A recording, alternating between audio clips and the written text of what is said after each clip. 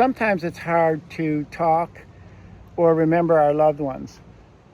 I find like sitting on a park bench where it's quiet, the wind's blowing, and I get down into my spirit that I can access that. I initially could not.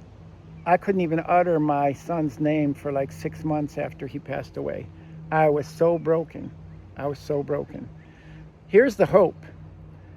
After years of recovery, and it took me a while, and it might take you less time, more time, but there's going to be time, right? That you can get to a point where you can remember the good things about the person you lost, the life that was theirs, and not have that be defined by the event of their passing, whether it's illness or accident or substance stuff or whatever, but that you can look at them as a whole person that they were. They were hurt, they were wounded like we all are, and they left.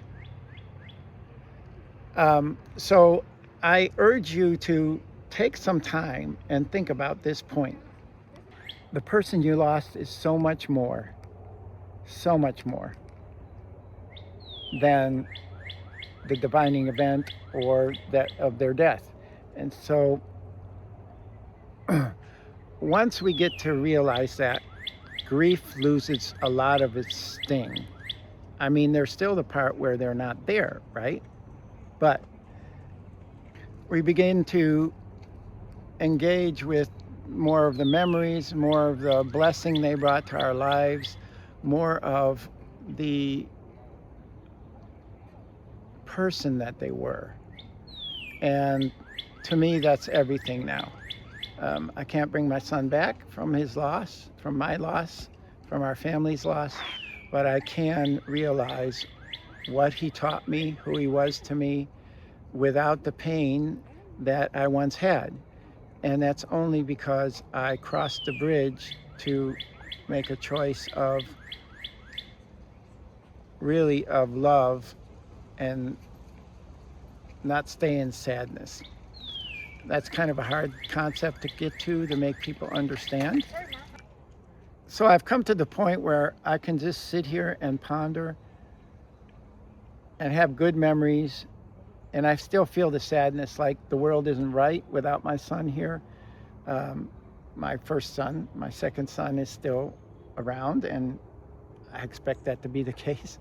But I can sit and just have peace, which is why part of my theme is finding peace after passage, because I've found that peace, and I'm still sitting in some degree of sadness. I'm certainly still sitting in the loss, and my heart is not complete, my family is not complete, but there is a space for us to view that life that was in a different way.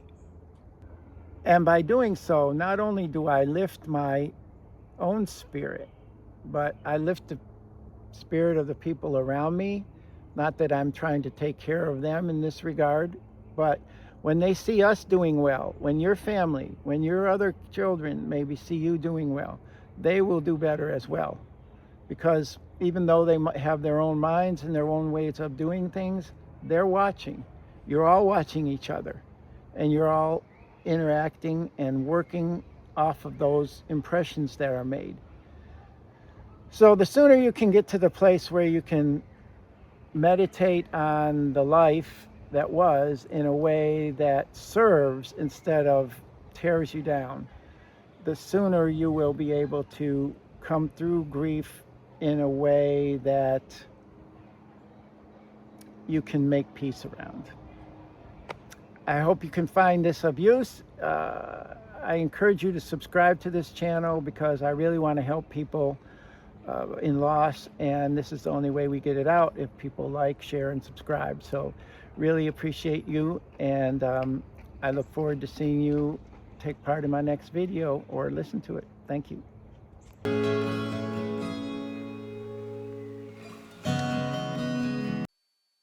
This This is Harold, and if you're finding value in this video, I encourage you to subscribe to this channel and share it with others.